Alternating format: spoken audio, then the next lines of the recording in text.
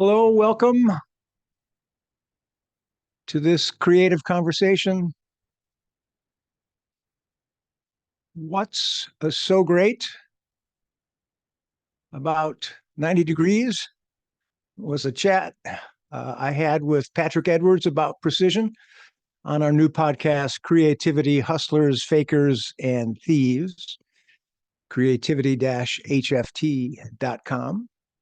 And that chat displayed both Patrick's cynical wit and his complete understanding of his field of furniture conservation and the 18th century world of marquetry known as boule marquetry. And it also showed, I think, his mastery in a field, woodworking in general, that has been overrun in recent years by engineers and companies and part-time influencers bent on eliminating error, no error, as if a failure were a bad thing. There is in all these new jigs and dialed in accuracy, the promise of mastery now available at a new low cost. So let us consider this precision as it relates to our world at the bench. It is one of those skills that has to be learned, appreciated, assimilated to some extent, if you're going to be a woodworker at least. How precise can I be? How precise do my tools allow me to be? How precise am I going to be today? So what are my limitations? And then what are my standards? There's a line in the shop. I've talked about this with many of my groups. A line in the shop that everyone faces as to the level of machine that you will permit into your world. So take, for instance, this timeline on cutting a groove. In the Middle Ages, you cut it by hand with a chisel, maybe a saw, a hand saw.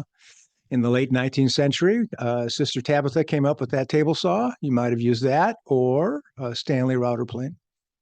In the mid 20th century, an electric router. Late 20th century, large CNC machines.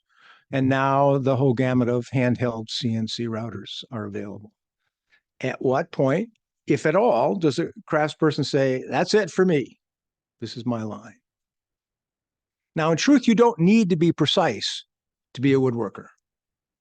You make a choice to be precise and a further choice as to the level of precision you want to achieve. The precise timber framer, working with 8x8 timbers, may keep things within 1/8 of an inch, which can be great. But I work to a 2/1000th of an inch. I have a feeler gauge that's that thin, thinner than a sheet of paper. And if that fits in between the shoulder of a mortise and tenon joint, I keep working on it. When I started, I didn't use that feeler gauge because I didn't know how to fine tune my joinery. And even if I understood high spots in a shoulder or twist in a plane surface, I didn't know how to sharpen well enough to affect any change. So both my understanding and my tooling needed honing. Precision itself involves a raft of decisions that one has to make at the bench, from tooling to temperament. How Nat's ass perfect am I going to be today? And for some, and I know some, that answer is every single day. And for me, there are days where my obsession with precision leads me to throw a stick of wood at the door. Now, my 6-inch Starrett rule is my standard for precision. It's what I think about. And it's what when I'm thinking about a space, I need consistency. So I have that 6-inch rule. My social science friend, Mark, pointed out to me the difference between validity and reliability. So validity is about accuracy and reliability is about consistency. So I'm used to thinking about a 1/2-inch space. Does this translate to 13 millimeters in my mind? And the answer is no. So I need to be consistent about my precision.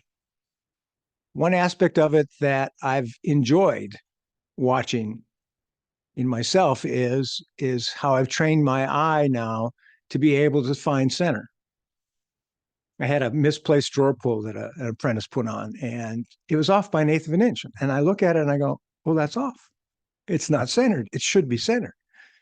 And so I started to make decisions based on my eye. This is the center. This is the whole center. This is where the screw should go. This is where the dovetails. This is how they're going to look. Patrick also brought up some interesting ideas when about precision when he mentioned David Pye. David Pye wrote a couple of books, one on workmanship and one on design. And in those books, he talks about the workmanship of certainty versus the workmanship of risk. And workmanship of certainty means I move the wood into the machine, I get reproducible results, accuracy, predictability, and sameness. No wabi-sabi present. There's none of that present. And read Suetsu Yanagi's book, The Unknown Craftsman, about the beauty of irregularity, the beauty of imprecision. Different perspective. Workmanship of risk, however, moves the tool into the material. And many things can happen depending upon the skill of the hands moving the tool, the sharpness of the tools, the grain of the wood in our case. And this unpredictability can yield beautiful results sometimes. It can also be a big mess. But by understanding fundamentals, by understanding where precision fits in our world, and then taking the time to practice it, persevere with it, be patient with it, in order to become precise, one can also break free from it. So that understanding of fundamentals, I think, is so important to get that deep intuitive feel for it in your work. And then you can decide when to take a break, when to add negative space. Rick Beato on his podcast had this wonderful interview with Pat Metheny, the jazz guitarist. And in one of Pat's master classes, he has his gifted students, all gifted guitar players, practice quarter notes over and over, quarter notes. And his thinking was, if you can't play the quarter notes, then all the achromatic stuff, all the off-the-wall stuff just won't be as good, which is maddening if you're really gifted and want to learn from the master, and he's making you play what they teach their 6-year-old at home to play. But Metheny's point in the interview is, when you learn to master the simplest of techniques completely, that's when you can step away from them. So you get the basics down. And that practice in one's precision allows you then to riff. And you can become precise, both in your practice and in your performance. And this is what I think craft is about, and what the idea of flow is about. So those are some beginning thoughts on this topic. Ali, do you have anything you'd like to? Yeah, sure. Like, as a counterpoint, I offer the best you can do. I was just looking up, I don't have a ruler that goes down to 1/512th of an inch, which is about 1/2000th of an inch. So 1/500. So 500 sheets of paper, it's what it takes to get to Gary. And I don't do that. I don't have the time. I don't have the interest. And my clients aren't paying me well enough to bother with that. And so, and that just might be because my clients have not been cold as well as Patrick's and Gary's have been. And that's great that there is still a market for people to share their wares and their work, who practice that level of precision, because it is leaning more toward the 1/8 is pretty good, 1/8. Hey, I got a 16th, 32nd of an inch. I'm a master. I need a YouTube channel, So I think that that's a very high standard, and I suppose that's an interesting.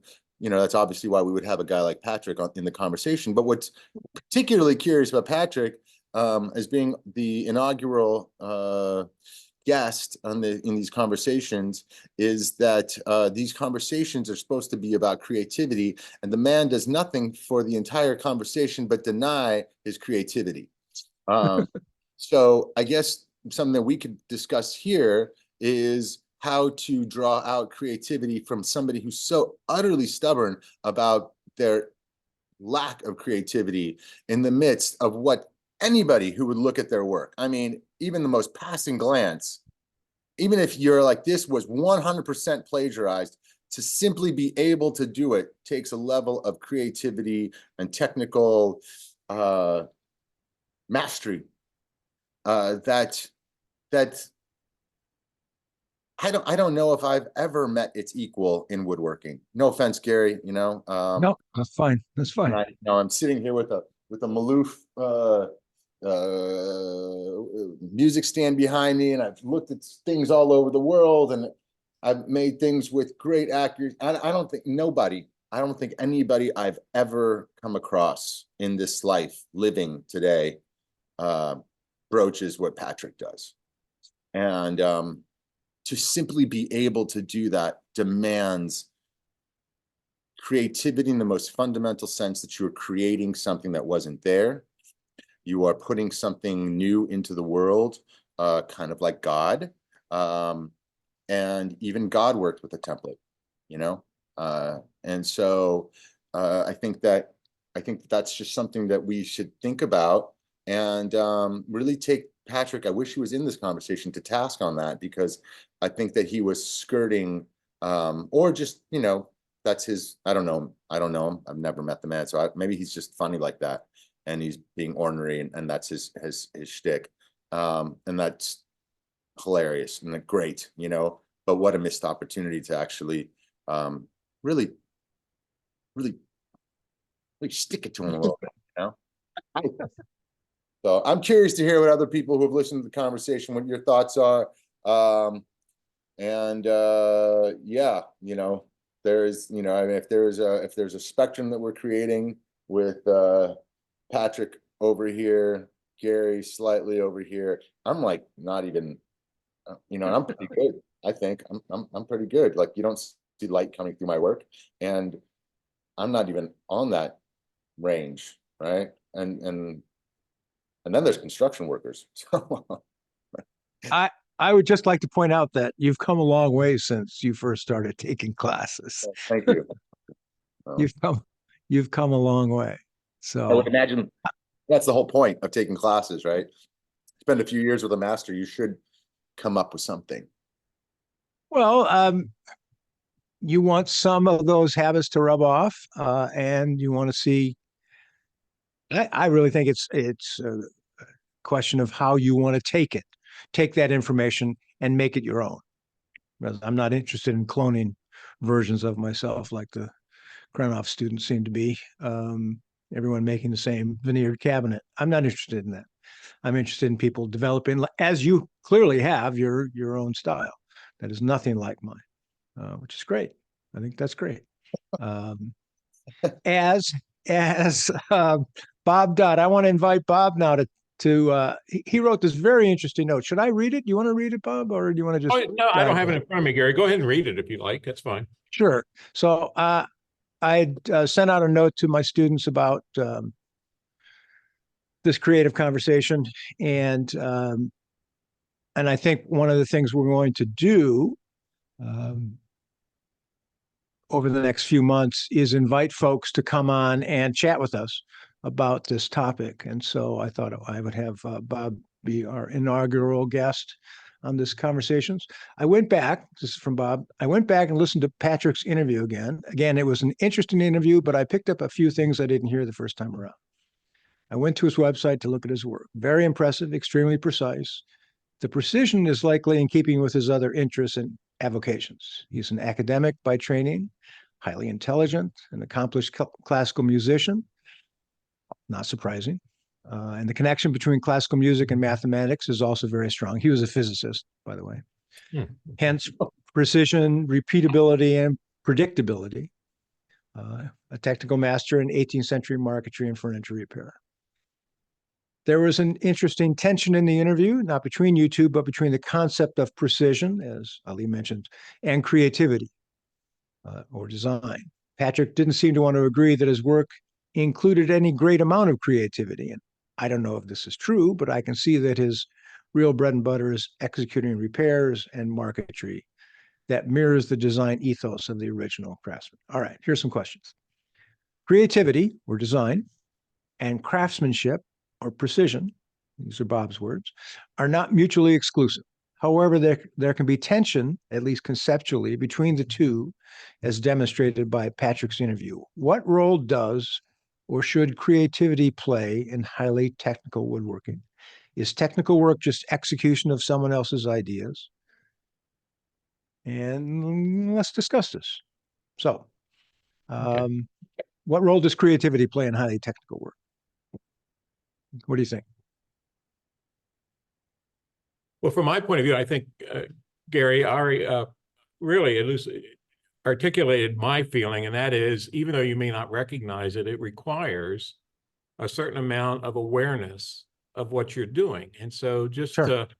to paint by numbers, I don't think is a craftsman, right? I think there's something else involved with it. But as I pointed out in one of my other comments, I think precision we can measure, right? As you mentioned, 1/2000th is a measure that Gary uses.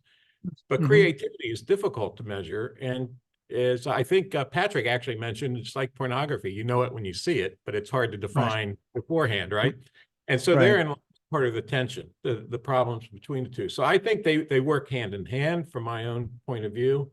One thing I can measure, I can evaluate. One is more difficult and more subjective. And certainly I listen to others such as you when I do a piece of work, and I value your opinion, but I may not always agree. So it's a challenge. It's a challenge when you try and discuss both topics sort of in the same forum or same environment. Well, here's a question that pops up for me. Patrick is taking designs from the 18th or 19th century and reproducing them. I doubt that he's working from plans. So he's basically recreating these pieces, which requires a level of craftsmanship and knowledge that someone working from plans from Woodsmith does not. I mean, it's on another level. But does someone who's doing a reproduction piece get that same thrill of creativity in building a piece by the numbers? So there's a Windsor chair. This is how you build them. These are the steps. Well, I don't know if I have the frame of reference to judge, since I'm still really in so many ways an amateur in what I do. But I would also argue in the sense of, or from the point of view of Patrick, without him being here, he has to select the wood. He has to make decisions about the environment and what the environment's going to be for the piece that he's generating. I mean, there's so many variables that go into that process that's not going to be necessarily incorporated in a plan.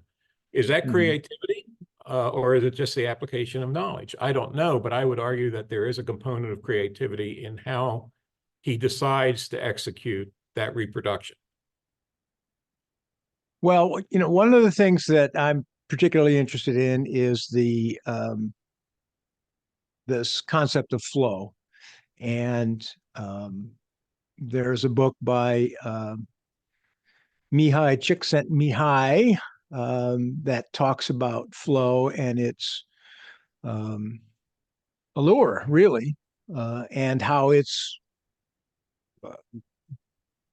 cross-disciplinary appeal to things as diverse as rock climbing, Ali, and marquetry, Patrick Edwards, and the total immersion in that endeavor, always trying to get better, always trying to improve.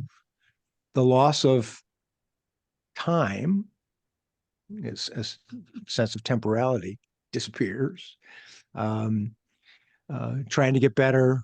There's like 9 things that Mihai talks about, and I think that's fascinating to get to that point. But I wonder if Patrick does. I just wonder about that. Ali, do you have any thoughts on that? Just a quick question. Is that analogous to being in the zone? When I'm working and I'm exactly in the flow, it becomes, time becomes immaterial. It's not a factor at all. It's infrequent. But when it happens, it's a wonderful thing, right? Yeah, exactly. Yeah, that's exactly it. And it's possible as I say, in a variety of fields, from Yeah. Yeah, whatever the endeavor may be. But let me find this note. Ali, can you speak to this? Yeah, I think this is really interesting to think about, once you bring in flow into this, and I would love to hear from the other people that are in this conversation as well. I'm seeing people sitting in front of their benches, and so they're not unfamiliar with the concept here, and struggle perhaps with some of these same issues. I mean, we talk about creativity in all sorts of fields, and then, for example, basketball. We're talking about sports, right? Right. Kobe Bryant, what a creative. Michael Jordan, such a creative player, so incredible the plays that he would do. Things that he was able to do. I'm not really into sports in that way, and so I mean, to me, it's like, well, yeah, he threw a ball in a hole, I mean, it's incredible. It's great to watch. And I bet that there was a lot of different ways that he could have chosen to do that, throwing that ball into a hole. And I'm being extremely reductive here. I'm a huge Yes. fan of both of these guys, but I'm being reductive to say that if, in the same way that Patrick is being reductive to say, well, look, I'm just throwing a ball in a hole. I'm not doing anything new, right? I'm just throwing a ball in a hole. Where's the creativity in that? Well, I mean, that's to say, like, well, where's the creativity in the things that Michael Jordan did? Well, he was just throwing the ball in a hole. And so I think that when you get into this flow state and you are actually, I think that creativity has become this thing where we've laden it with such an unnecessary, superficial expectation that it's going to be something magical and absolutely new, never before done, rather than in the most essential sense, putting something new that wasn't in the void, in that filling the void, right? It wasn't there before. I've created something new. And during the process, I lost myself. I became, the hammer was no longer a tool in my hand. It was part of my arm, right? Right. And I lost myself. There was no separation between me, the hammer, and the wood, the nail, whatever it was. And so I think that the pushback is necessary because I don't want creativity to be the domain of the elite or the excellent. In fact, it is the playground of the novitiate. It is where you have fun and you make something new. And if we just reserve that for people who are really good, fuck that, man. I don't want to have a part of it. That's right. Yeah.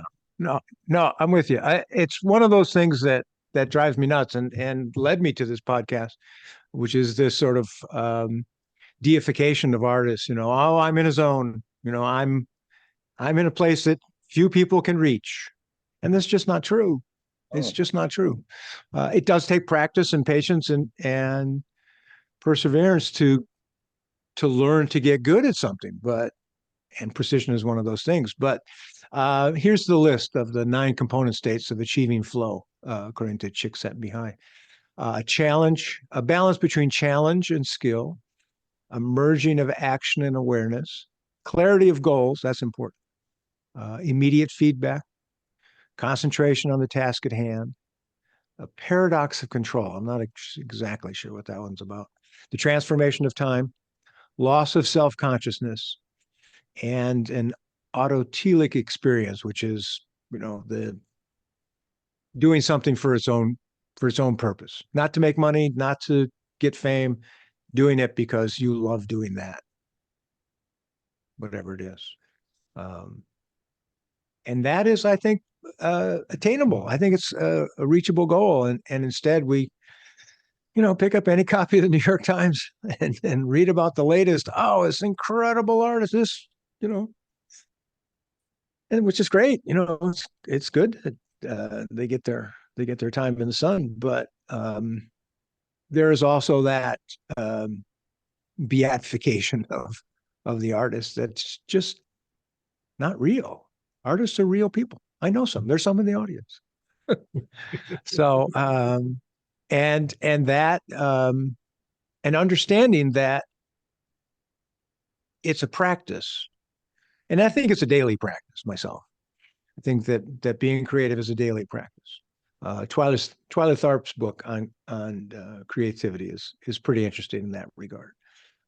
She had a bit of a head start. her mom was having her listen to Bach at the age of 3. It's a lot like my growing up. Only Bach was called Little Wally and his Polka Kinks, so it's a little different. So she came from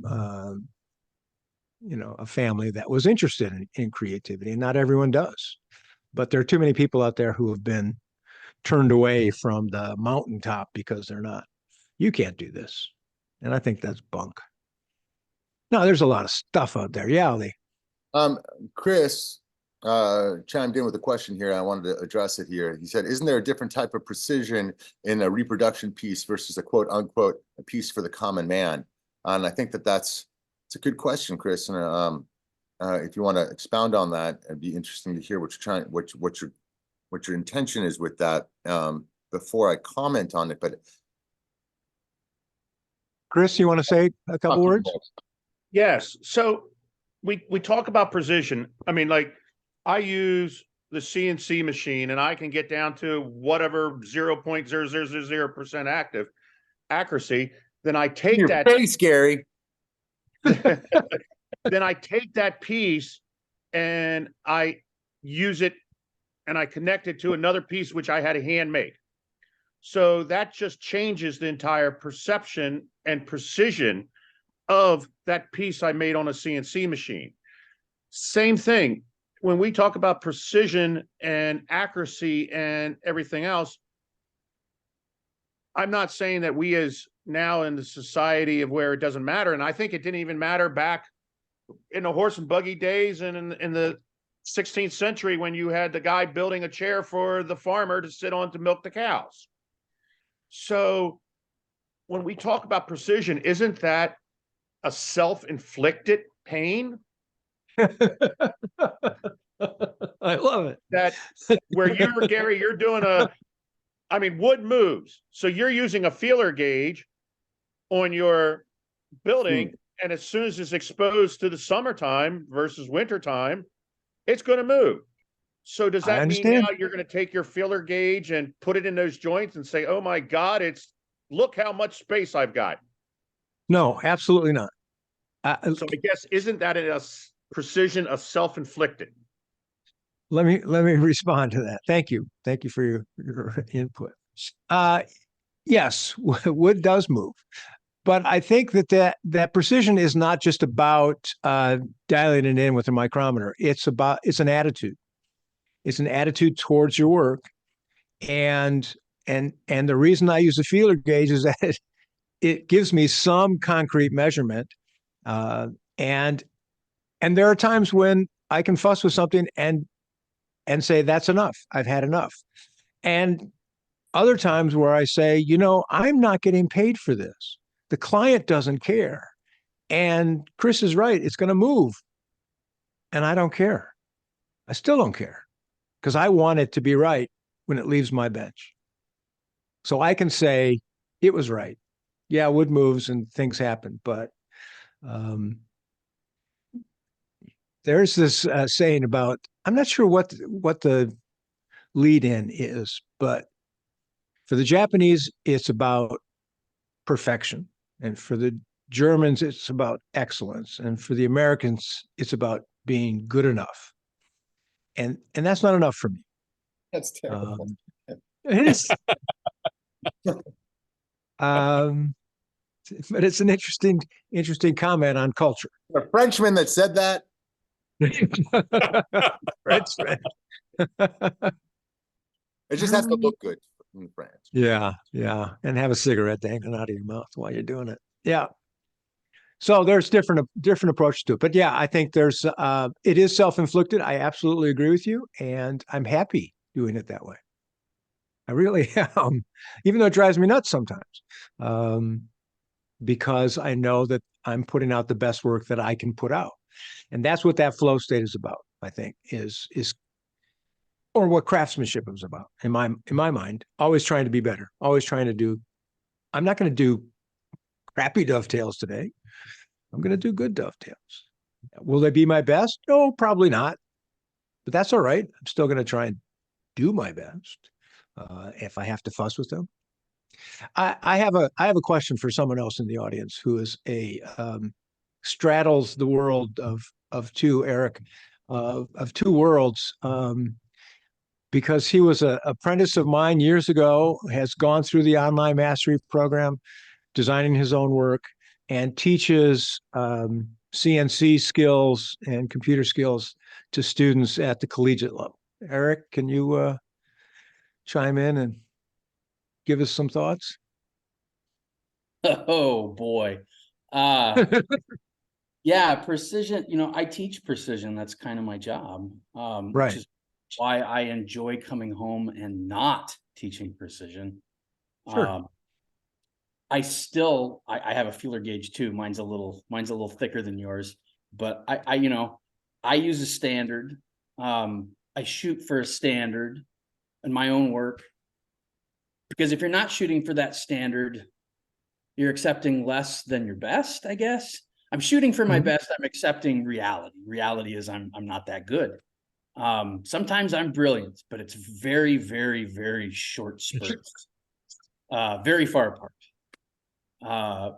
But yeah, that's the teaching part.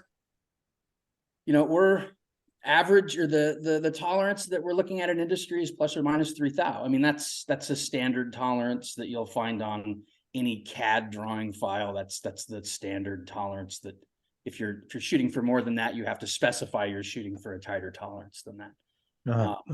So you're better than industry in your, by a third of a hair, I guess. Yeah, exactly. Yeah. Well, does it create an issue in your work with precision, knowing that you could do it in a different way? No, I can do it in a different way, and sometimes I do it in a different way. Like I have a handheld CNC here in my shop. I've never used it. I've had it for over a year. Okay. Wow. But it's Yeah. there. It's there. And if I need to make a template that I can't pull off, I know that I can draw it. I can stick it in that thing and plug it in, and it'll spit out perfection. Right. But I'm pretty good. So far. Yeah. But I'm not opposed to whipping that thing out if I have to. That's, I remember, Gary, I watched a video that you did. This is forever ago. And you built a spruce cabinet for the state of Alaska or something. Yeah. And it had a curved top of the door. And I remember you were trying to plane the top of that door. And I don't know how I watched this video. And you got out a belt sander and you looked at the camera and said, "I'm no purist today." And you sanded the top of that door. And I thought, well, that's something to aspire to. He's proud, but he's not too proud. Yeah. Well, I have to say I did a lot of drugs, and I don't remember that. I got spruce, and spruce is impossible to work with hand tools because it's so spongy. I don't remember pulling out a belt sander, but yeah, I did a video with my editor Vinny on knife hinges, and so maybe it was that. I don't remember. But when I think of you, Gary, I think of that moment where you could see the look in your eye, like this isn't happening. Like I'm switching gears. Well, So- there are times that in the shop when you have to look in your toolkit and see what's available to get the job done for your own sanity, to get it done on time, there's a lot of factors. When you pick up a tool, there are a lot of decisions you make by picking up a particular tool. Do I pick up a chisel or do I pick up a router? Why? And there are ramifications with those decisions. So it's joinery has that same bucket load of issues that come along with your choices. I was thinking about cutting miters today, and I went, I am never cutting a miter again if I can help it. Because they're so nitpicky. They got to be perfect. And I'm tired of that perfect. I can be really good with other joints and still get a box bill. Well, thank you.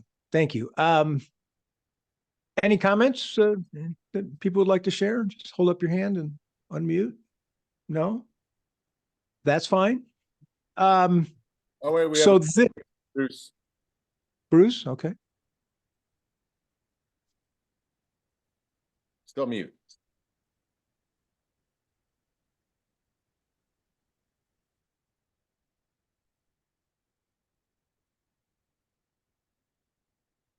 Try it. Say something, Bruce. No? I think I've got a wrong. No, no, Got you're good. Go ahead. Go ahead. Now you're gone. All right. Well, thanks. We're not going to wait on this. I'm sorry. Yeah, you're cutting in and out. I don't know what the connection is. So this conversation is going to get well, it's being recorded. We're going to put it on YouTube so people can see it later. I know a couple of students wanted to be here and couldn't make it. And we will be running these every other week after the podcast drops. So next week there's a podcast on curiosity with Deb Stoner, who does amazing work. And the week after that, we'll have another conversation. And I hope you'll join us. So thanks very much, everyone, for coming by. Ali, thank you for coming. Bob, thank you for your comments and questions. And